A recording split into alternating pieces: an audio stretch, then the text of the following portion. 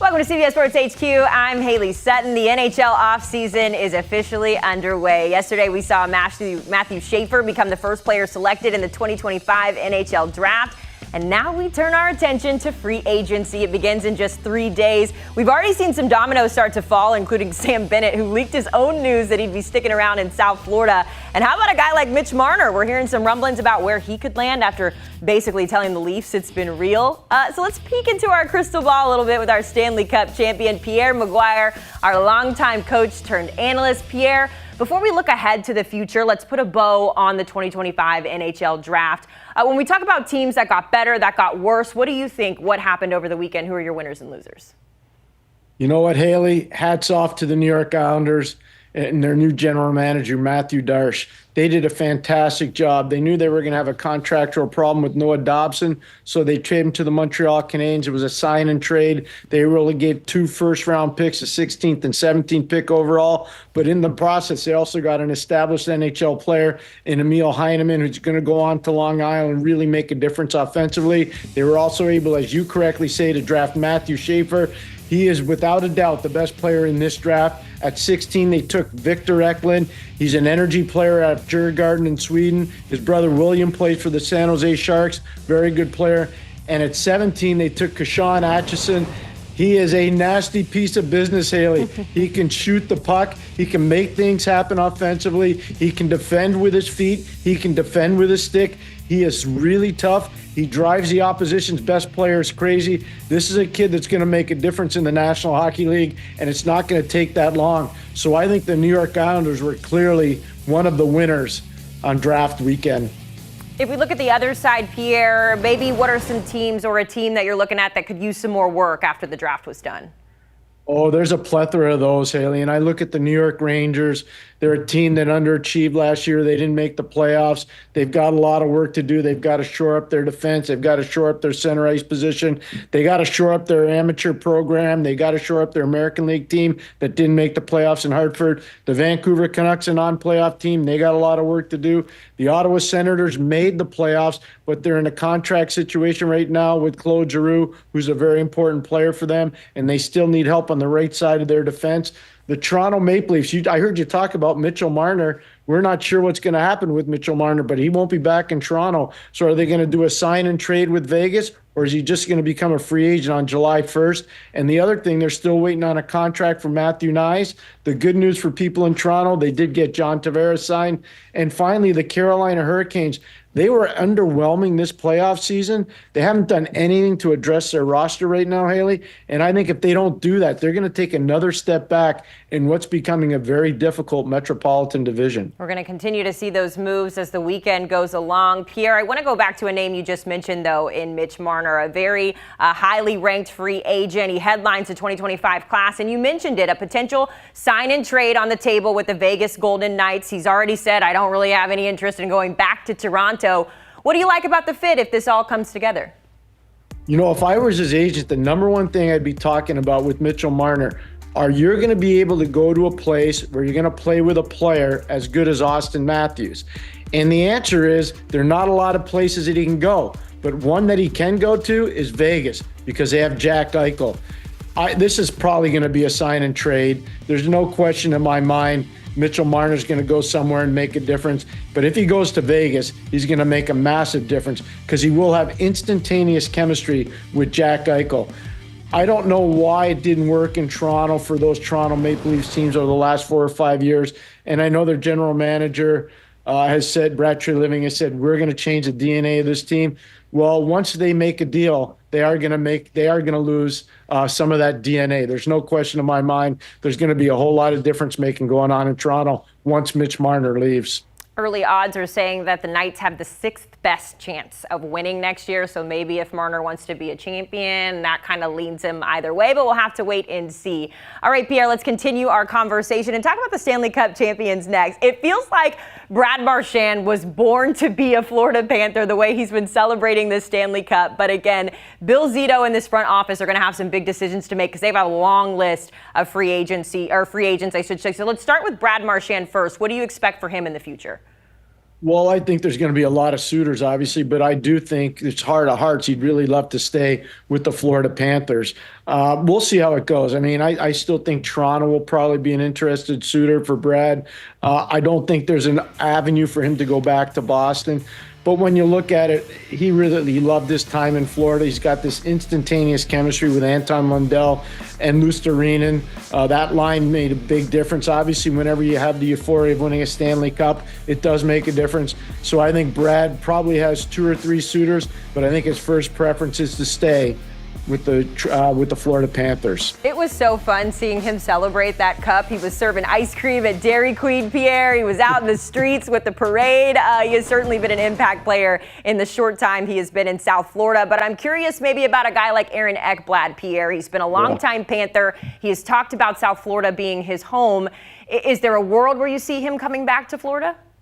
I think it's going to be very difficult unless he's prepared to take a major haircut. And I don't mean a haircut like mine, Haley.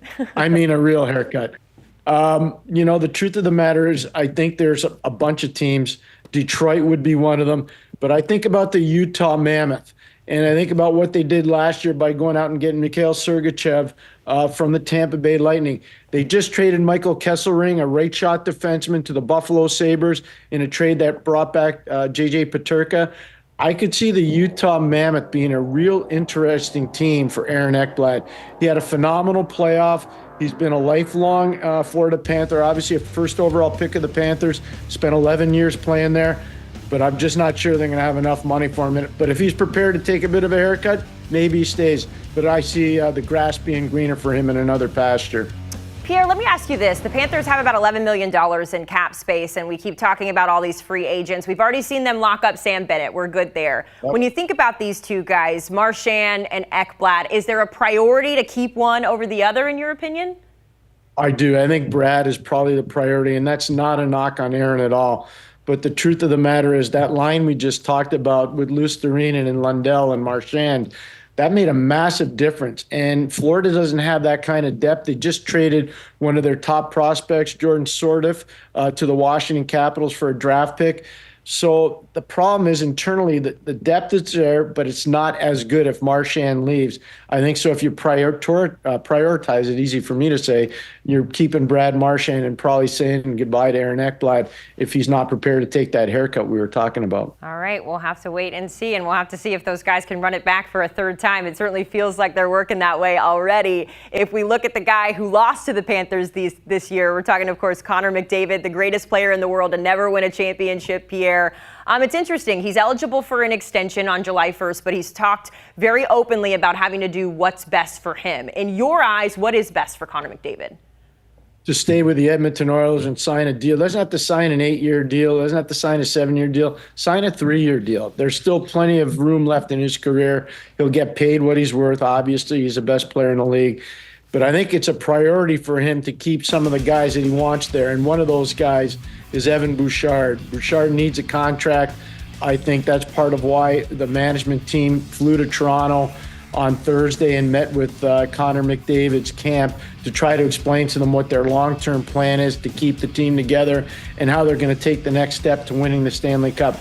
If I were Connor's people, I'd say, okay, I like your plan. We're going to agree to a 3-year extension. It may not be for as much money as he would like, but he's still going to get paid what he's worth. And that's the most important thing for him. But I also have to say this, Haley, Edmonton's window, if they lose Connor McDavid, closes. If he goes back there, their window's still very much open. Okay, I was going to just follow up on that really quickly. You talked about what needs to happen in order for them to get over the hump of the Stanley Cup. So if we have Connor McDavid in the mix, what else does Edmonton need to hoist that cup and not lose again? Can they get Bobrovsky from Florida, Haley? Probably not. They need a goalie. They need a goalie big time. And so we've already seen a trade today with Anaheim moving Gibson to Detroit for Peter Mrazek and draft picks. That was probably somebody that Edmonton was interested in. But I think Pat Verbeek, the general manager in Anaheim, who used to work in Detroit and play in Detroit, very good friends with Steve Yzerman when they worked together down in Tampa. The long and the short of it is Gibson's no longer in the market. He's gone to Detroit. There are not a lot of goalies out there that you could say, hey, yeah, this guy can come in and win a Stanley Cup right now, and people aren't just going to give it to Edmonton. So I think that's a big part of it, and they need to improve, Haley. This is an important thing. It has nothing to do with players. They need to improve their total team defense concept. And if that doesn't improve, it doesn't matter who the goalie is. Yeah, I think Florida Panther fans are going to keep Bobrovsky close to the chest as long as possible, especially after he was so amazing in the postseason. Before we let you go, Pierre, I got to ask you about the great 80s, heading into year 21 with some questions maybe surrounding his future. There was some confusion earlier this year when there was an email sent out that said that this was going to be the last year of the great 8. So buy your season tickets. The team then came out and said that's not true. What do you think about Ovi, given his age, given what he did last year, the record-setting season? What do you anticipate for Alex Ovechkin? I think it's going to be wait and see, one game at a time, one season at a time. He knows he's going to be a Washington Capital for life. And Haley, to me, the biggest thing with Ovi, he's already won the Stanley Cup. I think they're bigger fish for him to fry in life. I feel badly because people don't realize he doesn't have Nicky Backstrom there anymore. Kuznetsov's not there anymore. He's lost a lot of his former teammates that they did win the Cup with. Does he still have game left? Yeah, he does. But I think at some point you realize, you know what, my career's been great. Stanley Cup winner. He's going to go in the Hall of Fame when he's done after 3 years of retirement. I think at some point he's just probably going to say, you know what, I've had enough. But he gets to choose when that's going to be. And that's one of the things I really admire about Alexander Ovechkin. When you get to that level of your career, you get to decide when it ends. As we take a look there at the most career goals from Alex Ovechkin. Pierre, it sounds like we're still on Ovi watch, even after that record-setting season. We certainly appreciate the time and the insight. Pierre, going to be very, very busy because the offseason just began. And here is what is coming up in the schedule. Of course, we just wrapped up the NHL Draft out in LA, and now free agency we're on watch for. That begins at noon on July 1st before the schedule is then fully released midway through July, and I said it the other day, before you know it, we'll be talking Stanley Cup contenders, and it all starts mid-September.